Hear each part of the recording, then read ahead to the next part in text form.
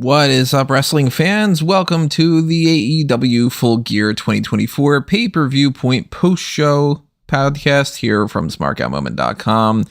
Smack Talk, of course, is hosted by yours truly, Tony Mango. As you can tell, I'm flying solo for this edition, and I am going to be doing my normal setup here. I'm going to be breaking down what just happened on the pay-per-view, my thoughts on all the matches, all the outcomes, what I think we're going to get going forward, all that good stuff that we normally talk about. So I also want you to do the same thing. As per usual, leave your comments below. If you are joining us on the live chat, then hit up the live chat as much as you can. We got a goal right now added to the lineup there. If we get 5 super chats throughout this, then I'm going to tack on some extra bonus time and just do a full-on mailbag thing and just, shoot a shit about whatever we want to talk about. But if you're listening to this after the fact of the live post show, then of course leave your comments below on YouTube or, wherever else you're listening to this. If you're on Spotify or if you're on, YouTube, just said YouTube, Amazon Music, whatever it might be. And, obviously if wherever you are, hit the like button, make sure that you are subscribed, ring that notification bell. Do all the normal stuff that we normally do here. Let me put up on the screen the stuff about this marketplace. Keep in mind that if you want to show your support, there are many different ways for you to do it. Live chat, super chat stuff that we just talked about. Thanks buttons over there. You can subscribe on Patreon. You can join on the Facebook. I am just all over the place today. On the YouTube channel membership. Redbubble and TeePublic, of course, is where you can pick up your merchandise. For Smark Out Moment, A Mango Tees, or Fanboys Anonymous. All that stuff should be on sale for the next few weeks or so. So keep that in mind if you want to pick up some stickers or a hat or t-shirts or posters or wall art or, there's all sorts of different things there. To be honest, I've lost track of all the different products and stuff, but, if you want socks that have the Smark Out Moment logo on it, or if you want to get some of the old jokes that we used to have on there, like the laughing about Kennedy or whatever it might be. Gotta browse that whole thing, and anything you guys do on that front, it's greatly appreciated. It helps us out quite a bit.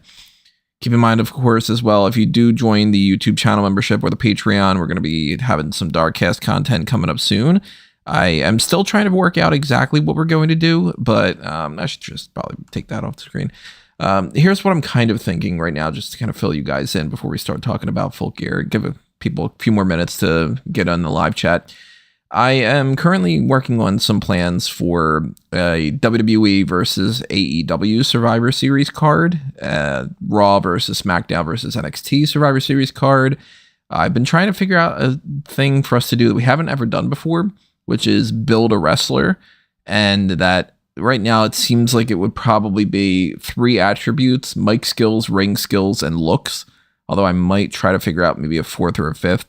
And I just haven't figured out exactly how we would do that podcast, because how are we randomizing things? What's the pool that we're randomizing for? How do we break that down? Do we discuss it with the 3 of us and we all have to pick? Do we all pick different people? What's the end game? I'm trying to figure that out. Starting to kind of feel like might be more of just like maybe like a TikTok thing that I would do or something.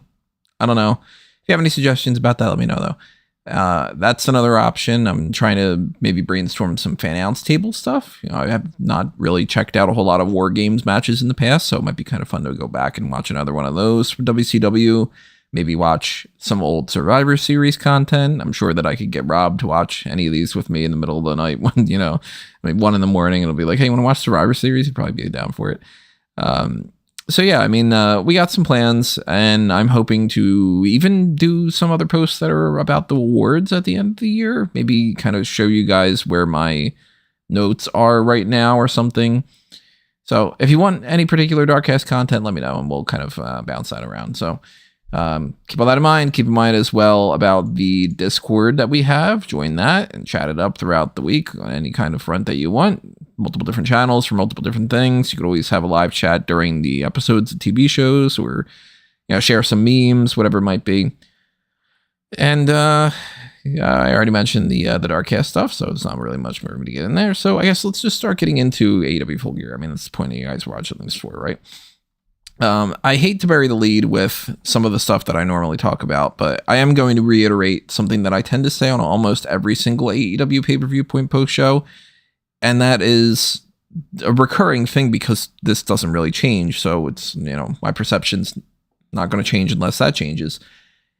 This is another event where I feel like if you just really enjoy that style wrestling, you probably are like, oh my God, this is the best thing ever. And if you are more on the storyline side of things, or you want a little bit more variety or whatever, kind of the way that I am, it falls short of that again. And it's in a bubble in and of themselves, probably most, if not nearly all, of the segments from this night, the matches, I should say, not segments, because we're going to get to that championship celebration thing. Most, if not all, of the matches were good to better than good. I don't think any of them, except for maybe one of them, reaches into potentially like great territory. But even then, I don't really feel like there's any standout things. And, I've mentioned this before. I've said this in multiple different other facets. I think most recently I was doing the equivalent of WrestleMania 3. If you take any matches from this era, WWE or AEW, for the most part, and you put that on WrestleMania 3, nobody cares about Steamboat and Savage anymore. And if you put Steamboat and Savage on the, current product, it's just another match on Dynamite or Raw. AEW pay-per-views, there's a baseline of what those matches are, and the matches are good, but they all feel the same to me. And that's really where that comes into play, where I go like, okay, well, I enjoy the matches, but I also find myself after 6 hours of watching the same exact type of match, I tune out. And, it started at the beginning of the show where I'm like, all right, this is pretty good. It's pretty good. It's pretty good. All right. I'm kind of getting tired of the same thing. By the time we get to the most important matches, I'm spaced out. I am, busy doing other things. I'm looking for other things to kind of occupy my time because it's been such a long time frame. And I'm not a very, I got to erratically, change where I'm focused type of person. I could easily sit down and just watch stuff for the longest time. I mean, I binge watch things as much as I possibly can. And I love, if I really like what I am watching, I really have no problem binge watching it. For instance, Cobra Kai and like the Karate Kid stuff. Last year when I was watching that, I was just like, okay, let me watch and watch and watch and watch. And I didn't get tired of it, even though it was all relatively close to the same thing.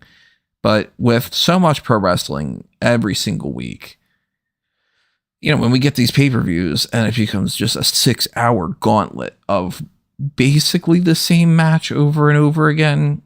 Oh my God, somebody kicked out of a finisher and then they kicked out of their finisher. Oh my God.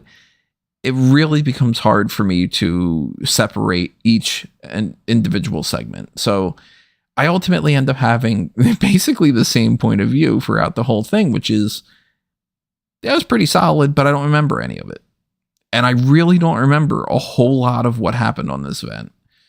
But we are going to break it down, and I'm going to try to jog my memory a little bit. So let's talk about the 0 hour. Now, I thought it was really strange how quickly they started to show the first match, which was Anna Jay versus Deonna Purrazzo.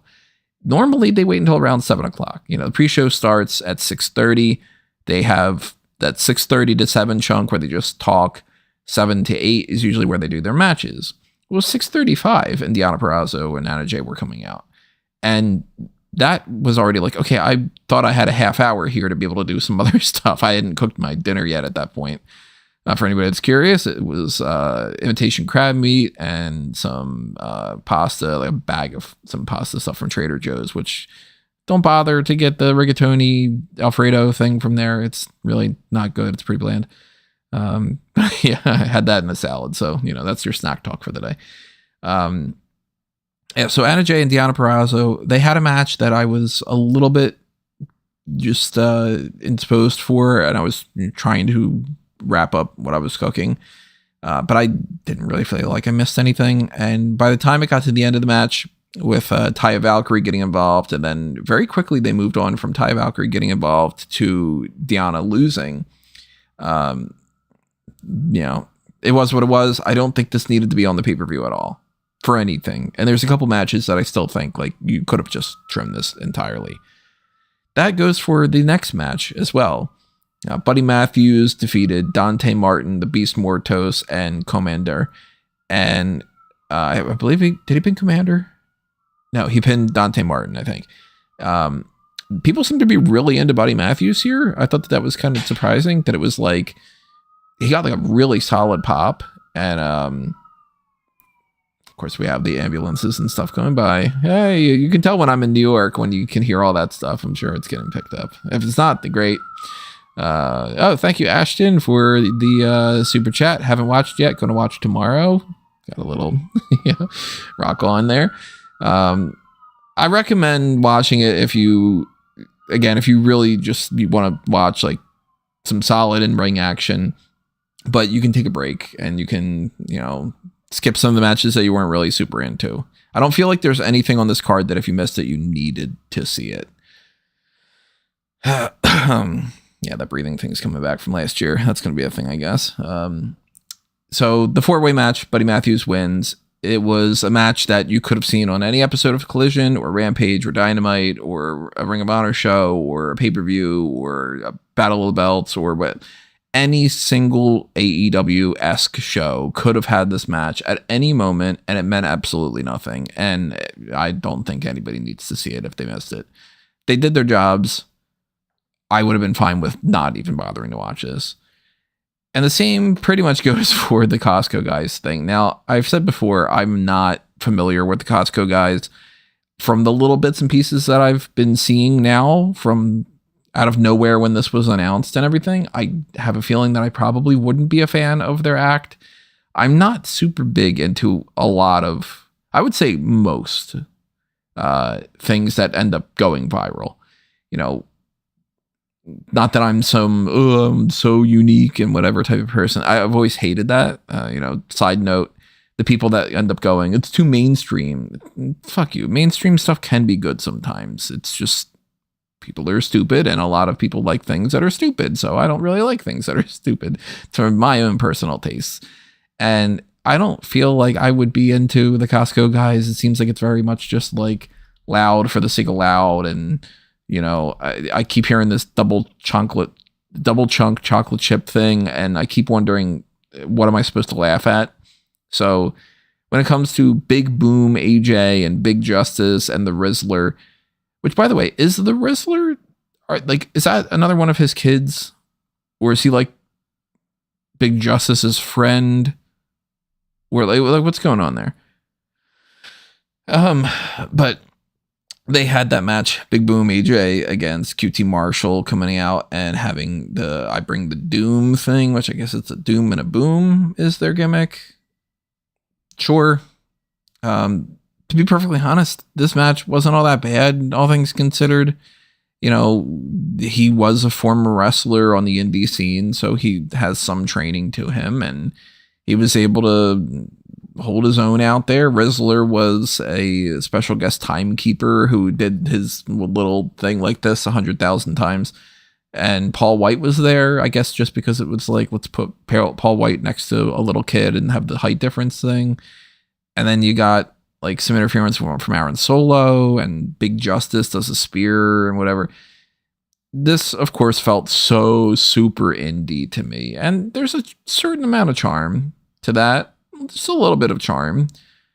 But since I don't really care about what the Costco guys thing is, I can't be super into it. It's people that I don't follow doing a super indie thing that it's on a pre-show that I felt I didn't need to watch as much of this for. So I, again, would have been perfectly fine trimming that full hour and a half. And I think that would have helped my perception of the rest of the stuff that happened throughout the night if I wouldn't have watched an hour and a half at this point just to get into the first thing of the real show.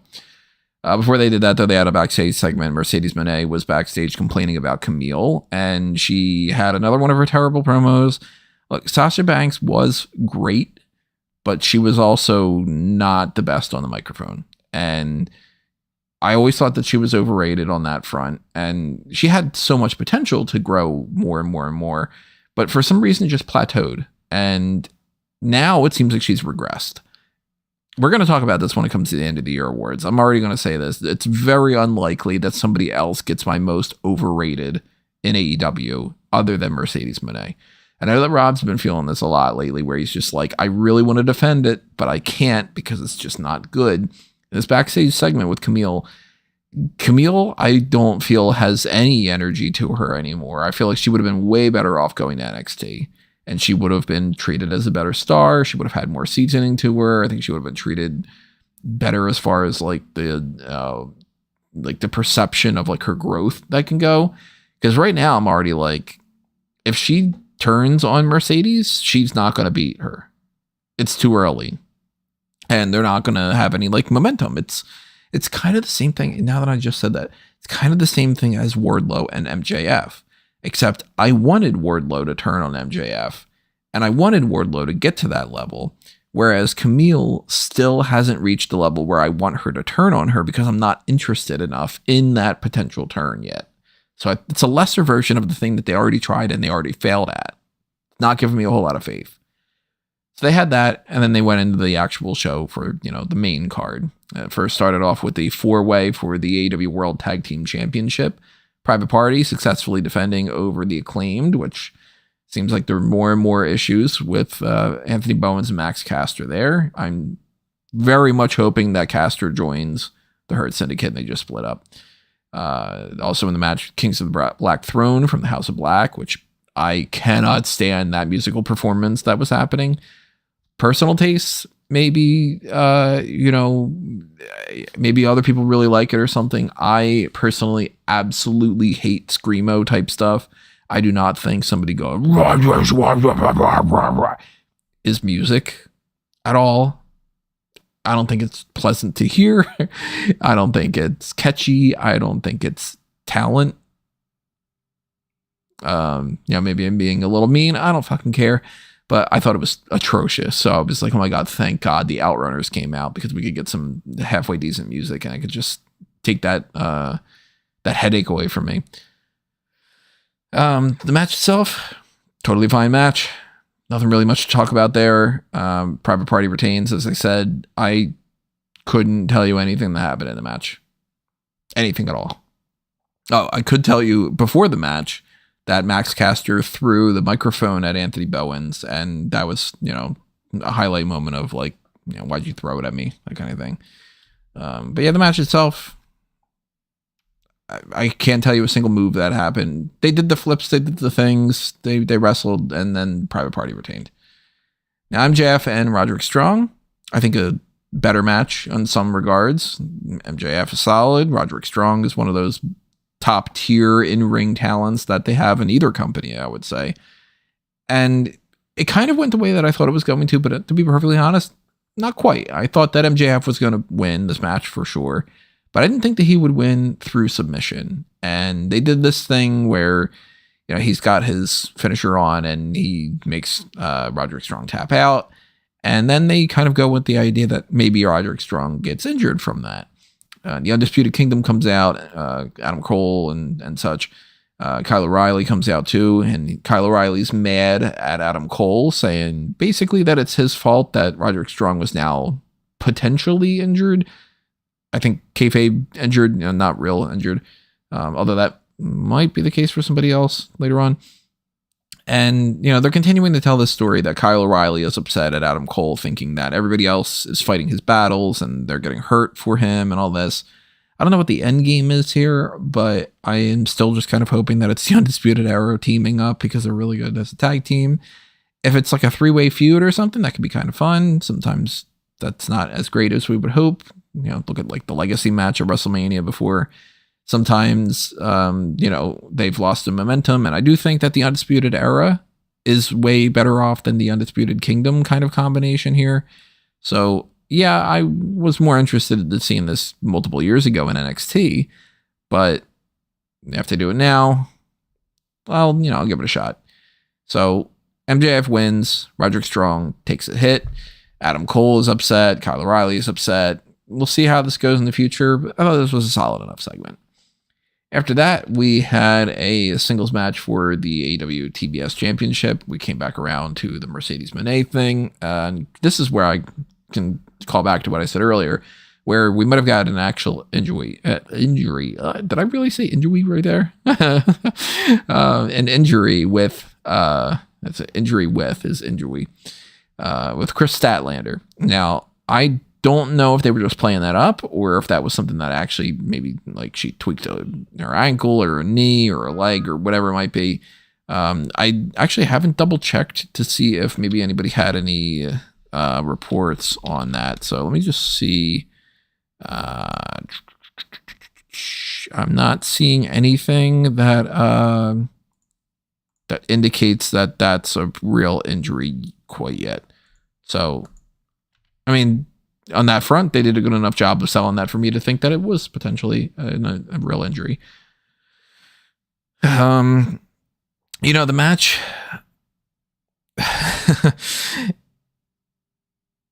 it was like, I always go back to this, and it sounds really awful to say like that maybe she peaked at this point. Probably my favorite match of Mercedes Moné, Sasha Banks, is the match she had with Bayley at NXT. I don't know if anybody really got a better match out of her since then, or vice versa.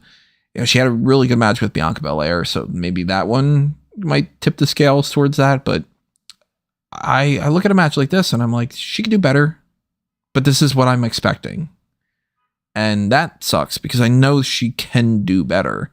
So I don't blame it on Statlander, because now at this point, I haven't seen a really good match from Mercedes Moné and AEW, so I think it's just Mercedes. And I didn't think that Statlander had that much of a chance to win, to be honest, so I wasn't really invested on that front. It just seemed like they went through the motions, they had the match, Mercedes did her usual shtick, and then she retained. And we're just going to continue doing this until they decide to not do it. I don't think that there's anything that's really calling attention to like, okay, then now the storyline's going to be this going forward and it's a big change or whatever. It's just the same stuff and I'm bored with it.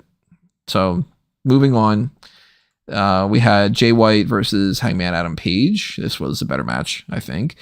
They had a good match. They seem to work very well together, so that's not all that surprising.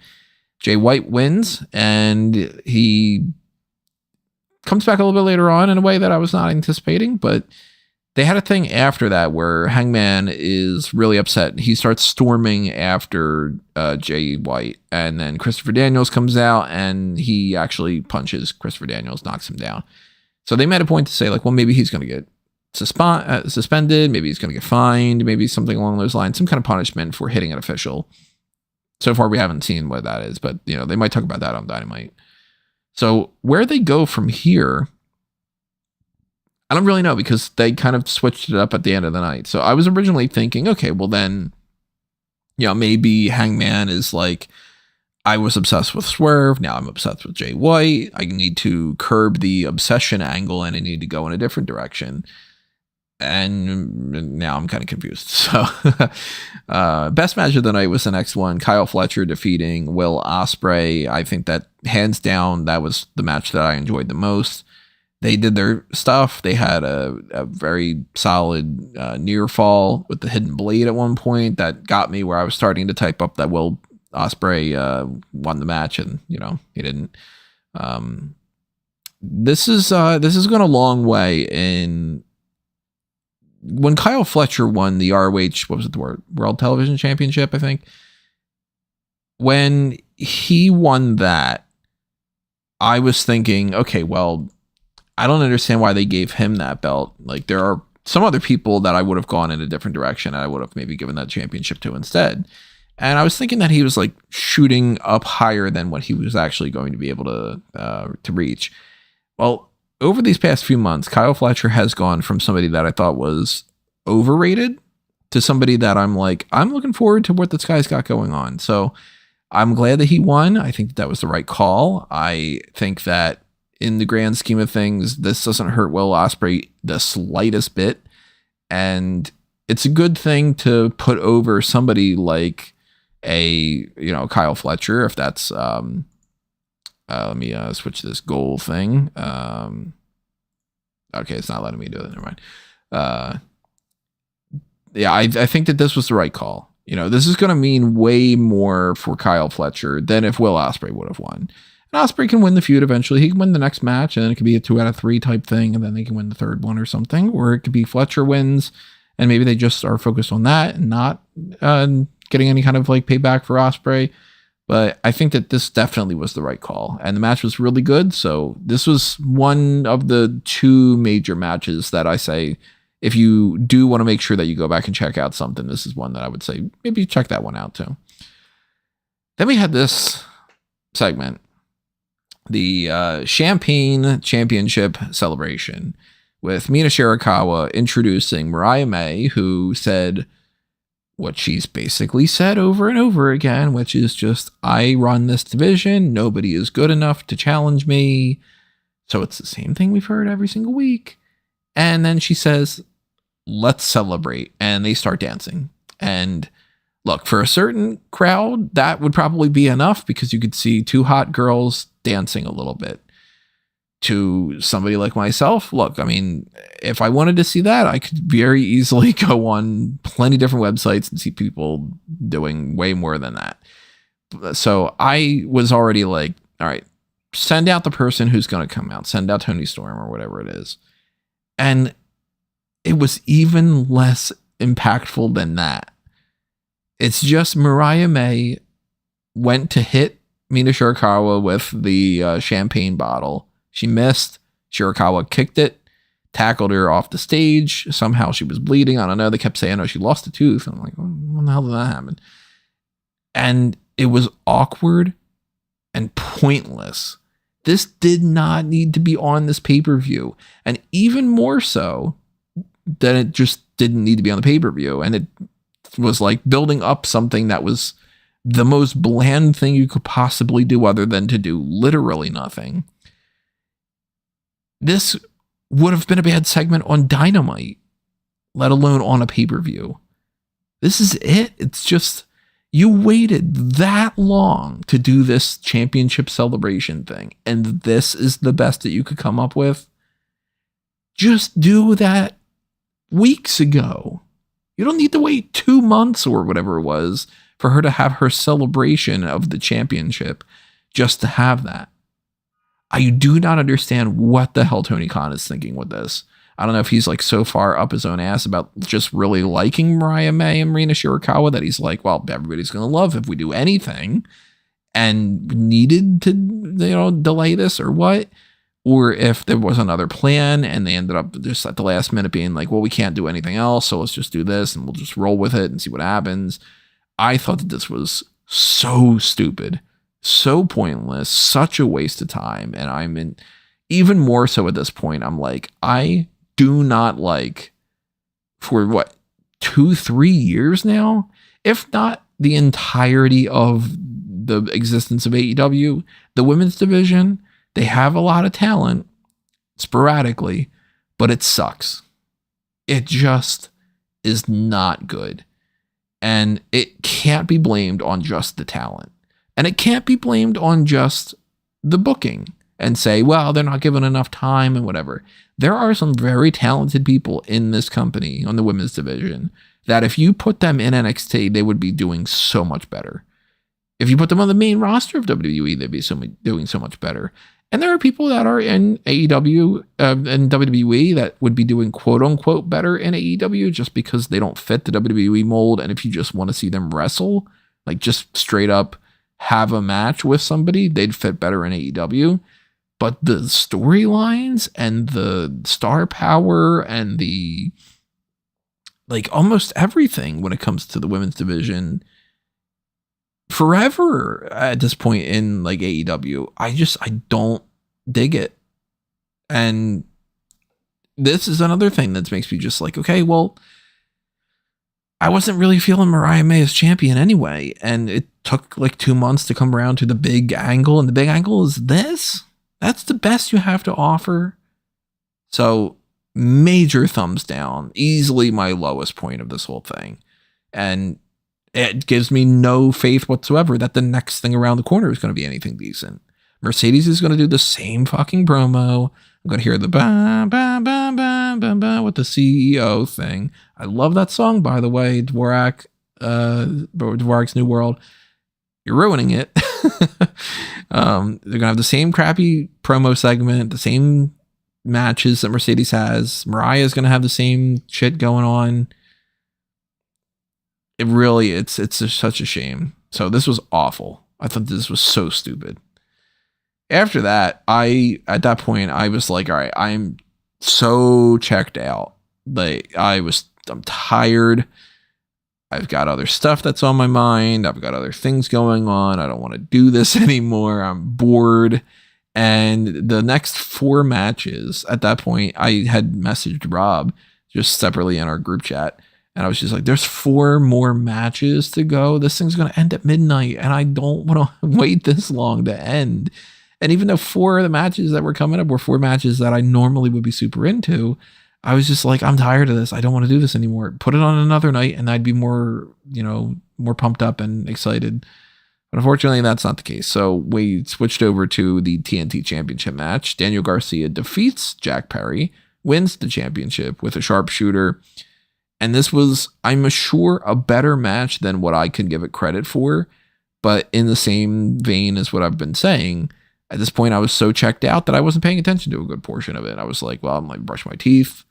Let me take the trash out here and there, that kind of a thing throughout this whole night. So I thought that one of the things that I was disappointed in, the pre-match video package that they had for Daniel Garcia was like way too melodramatic. I'm like, all right, look, I know he's going to win his first championship and that, well, I mean, he won the pure championship in ROH, but that doesn't really count. Like that's very important and it's good. I like Garcia. I want him to be somebody that they build towards in the future and all. But look, the guy's not having a do or die career finishing WrestleMania main event type of thing. Why are we going so melodramatic here? And I didn't like that. So, it could be better, could be worse. If I were to rewatch this another night and scrub that from my brain and stuff, I'm sure I would enjoy it more. But I'm glad that Garcia is the champion. I am curious to see what they do with Jack Perry going forward. I think that he should join the Death Riders. I think that if you're going to continue to do the scapegoat thing, who gives a shit about the fan? Then there was the International Championship match, Konosuke Takeshita defending and retaining over Ricochet in a match that I was really excited to see. But again, I tapped out at this point and I started to do some other things and I really didn't pay tons and tons of attention to it. So I don't know what I missed. I'll be perfectly honest. I missed a good portion of this just zoning out, like just working on other things. And next thing I know, it's like, okay, well, now a big move just happened and I missed it, that kind of a thing. So if it was great, let me know.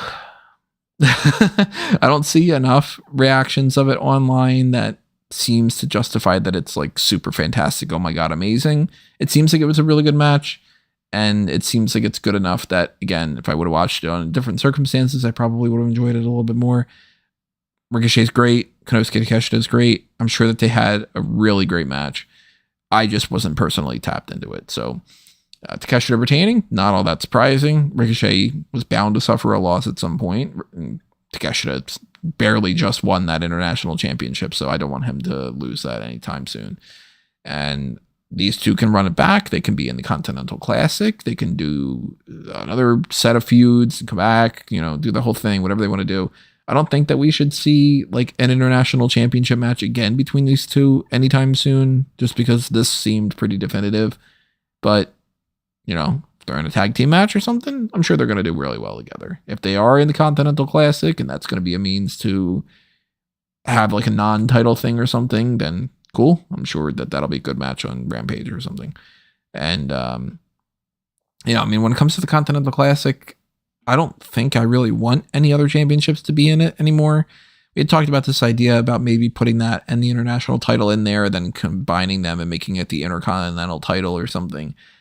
I don't think they should do that. I do think that it's kind of ridiculous that they have 3 mid-card titles, but right now with the setup that they have, the 3 champions make sense.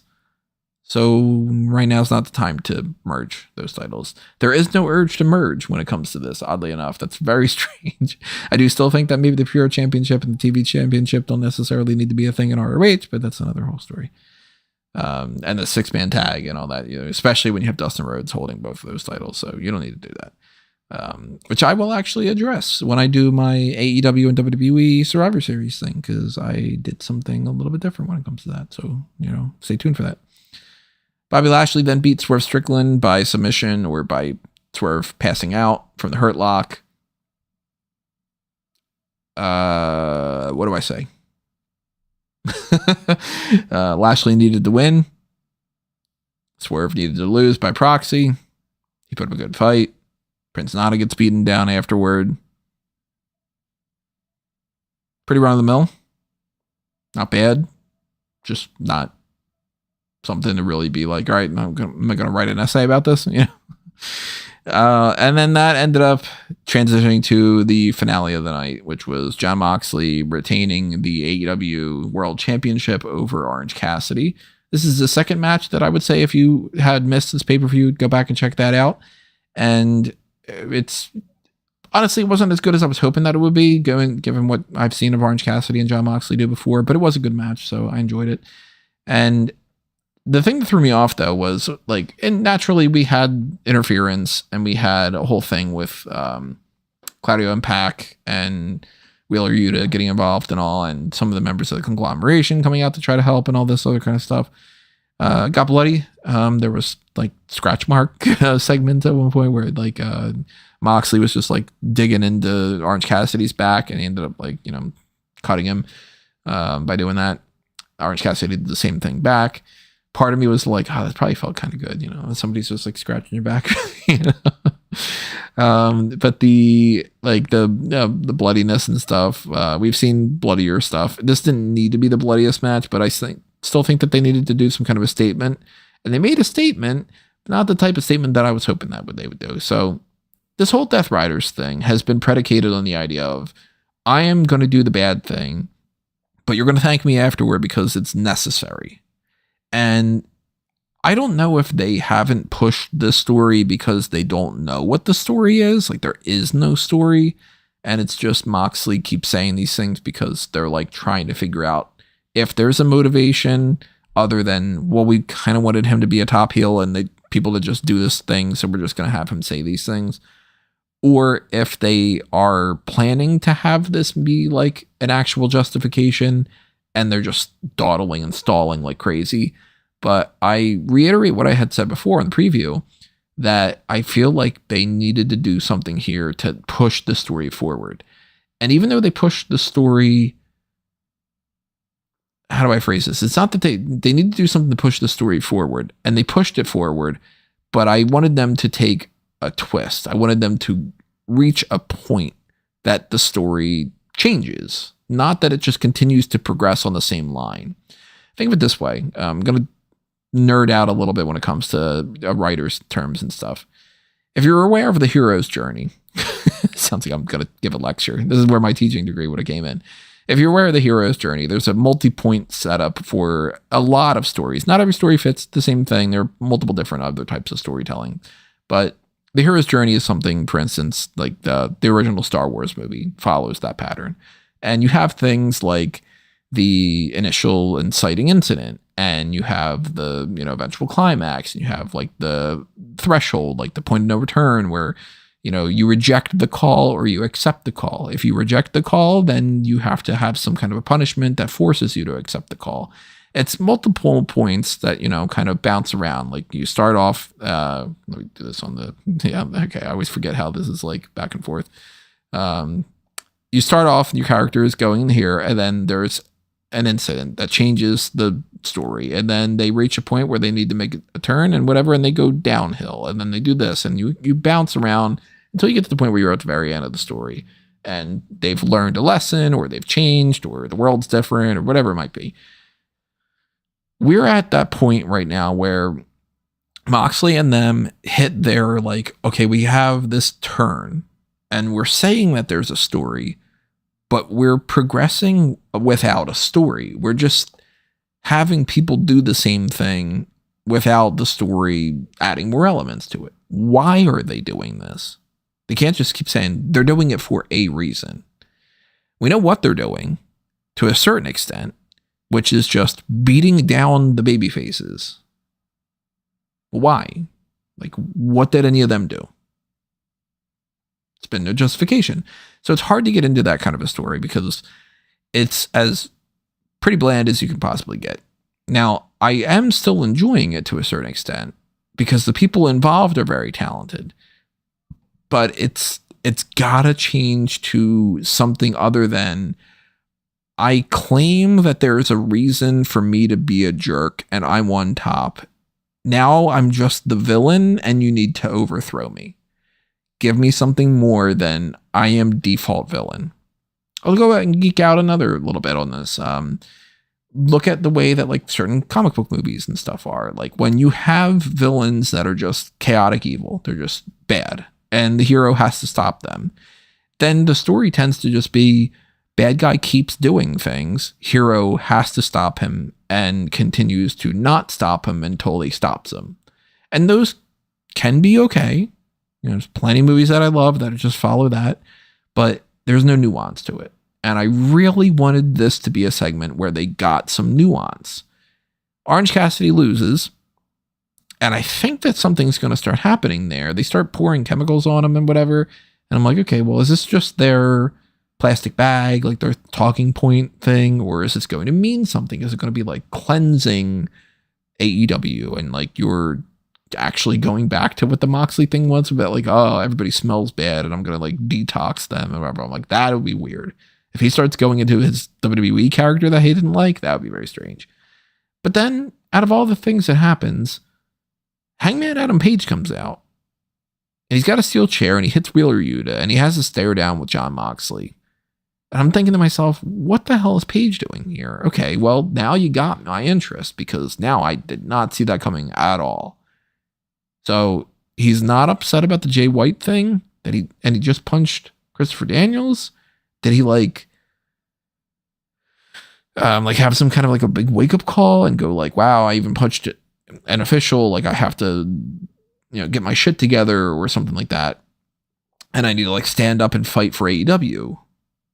And then Christian Cage comes out and he hits the kill switch on Jon Moxley. And I'm like, okay, now they're going in that direction. Now, if he's going to cash in his non-money in the bank briefcase title shot thing, then that's interesting. I haven't seen that like on my radar. But then Jay White comes out and then Jay White takes them out and gets taken out by Pac and Claudio. And then after that, the Death Riders go to leave. They're about to get on their truck and the truck gets rammed by Darby Allin.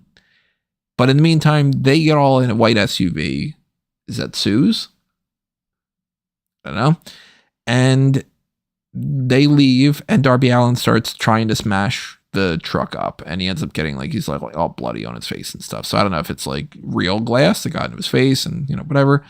So this ends with Darby Allin beating up their truck, and the Death Riders escaping, and something going on with Jay White and Christian Cage and Hangman Page. I know it's supposed to be like, oh my God, it's total chaos. What's going on? I can't wait to tune into Dynamite. And instead I felt like it was pretty much, well, this is just chaos. And it's, it's kind of like, you gave me a lot, but you didn't give me something that I can latch onto. What you gave me is interesting in how I'm confused, but sometimes, I kind of would like a less is more approach, or sometimes I would just like a little bit more of, dangle the carrot in front of me for me to follow a story. And I don't know if I'm following a story now, if that makes any sense. Like, I still feel like this doesn't have a story to it. It's just things that are happening. And the more chaotic that it gets and the more that like the crazier things happen, those could be talking points, but I feel like the more of those don't connect, the more it showcases that maybe there isn't something to connect to. And it's just throw shit at the wall, get people talking, and some of it'll matter and some of it won't. So I'm nervous that that's going to be the case. They do still keep pushing Darby Allin as like the end game of this whole thing. So I still am working under the assumption Jon Moxley loses that title to Darby Allin, and that's where we're going. But in the meantime, I want there to be a story to tell me that that's the conclusion, as opposed to just the bad guy lost. And that is one of my pet peeves when it comes to this thing. So, overall, thoughts on the pay-per-view, again, kind of balances out to what happens a lot of the time. In and of themselves, the matches are pretty good, but when you see them one by one, it gets to a point where I just am like numb to the whole thing, and I am hoping that I can do something else to split my time up. And then that makes me kind of seem like I'm just not digging it. And, WWE is not perfect. AEW is not perfect. WWE has plenty of things that they would change for, I would think, for the better, that I would really love them to do. And AEW has that too. They can learn from each other. Neither of them can learn all the lessons they need from the other one. It's not like the missing pieces from AEW are like WWE has them all figured out, and vice versa. It's not like the things that WWE is missing is all just AEW would just adopt that model and then it would be okay. But I do find myself just kind of going, all right, well, by the time we get to the next pay-per-view, it's just going to be, what is it? Worlds Collide? Or not Worlds Collide. World's End, I'm assuming, is the next pay-per-view. And it's going to be a series of matches. And it's either going to be Moxley against Page, or Moxley against Page against White against Cage, or some other kind of combo like that. I don't think it's going to be time enough for Darby Allin to step in and win that championship. But then what do you do over the course of the next 2 months? How does Darby Allin not just fight Jon Moxley? They still have to kill some time. So I hope that they figure that out. I hope they figure out where the story's going. I hope that they actually project where the story is kind of hanging around right now. And, I kind of want, like, put it this way, like, the Bloodline story is not perfect either, and there's been plenty stalling on that front, but the story is being told in a way, other than the CM Punk thing. I'm really confused about that, but that could be an interesting twist. The story is pretty much going in a direction of amassing power, getting to the point where you are infallible, losing partially from The Rock, getting all things mixed up, slowly but surely earning back the trust of the family members that you had been teaming with before, that everybody was splitting up from, and the fans, and reaching the point where you are now the hero, and The Rock and Solo Sikoa and all those other people are the villains. And then I'm sure at the end of this whole story, it's going to be Roman Reigns reasserts himself as the tribal chief, and the Anoa'i family is all, so it's all healed and all that kind of stuff. And then everybody goes their separate ways to a certain extent, or continues to be a team or something. That's not a cohesive, tight story, but it is a story that feels like we're heading in that direction. And right now, it just feels to me like we're heading in the direction of, when do we have to, look at the watch? When is Darby Allin just beating Jon Moxley? And why is he beating him? Because. So this little hiccup with Christian Cage, Hangman Page, Jay White, all that could be the big turning point that maybe changes my point of view. Or it could be the thing that just, we're winding around and we're doing this to just get to the same point that we were as the next logical step. Not the biggest fan of it. Some people are going to be going crazy, I'm sure. We'll figure out what happens on Dynamite, talk about that. In the meantime, we will be having potentially some of those Darkcast episode things that I'll be working on. I'm going to try to see what happens when it comes to working on that tomorrow. Maybe I'll record something, maybe I won't. Maybe I'll wait for Monday. I don't know. We'll have to see. But I'm going to try to work on that a little bit and head into the Survivor Series talk. So at some point on Tuesday or Wednesday, we're going to go and we're going to do our Pay-Per-View-Point predictions for Survivor Series War Games. Have another round of the hot tags. Do the Pay-Per-View-Point post show for Survivor Series. I'm very much hoping that the War Games matches and stuff work out in a way that I'm, like more positive about them. Those are, and they're having their hiccups. I don't quite know why we needed to do 5-on-5 and have Bronson Reed on one side and CM Punk on the other side. That's very confusing to me why they bothered to do that. And now Jade Cargill's getting replaced, seemingly with Bayley, and I don't think we really needed that match to begin with either and all that. So, we'll see what comes to that. But that's on the schedule for these next few episodes, so stay tuned for those things. And, show your support in whatever way you can. Hit the like button, ring the notification bell, double check you are subscribed, support us on Facebook, on Twitter, on Amazon Music, on Spotify, on whatever different platforms that there are. Stay tuned to anything else that you see on like the Linktree stuff. Go to the Linktree is amangotree.com or anthonymango.com. Both goes to the same exact stuff. So, browse around on that. I put my Blue Sky link on there. I never pop up on there yet, but down the line, maybe I'll be on Blue Sky. I don't know. We'll see. I have to get into the rhythm of doing something like that. I never really did it with Instagram. I never really did it for Twitter. So realistically, am I really going to do it for Blue Sky? I don't know.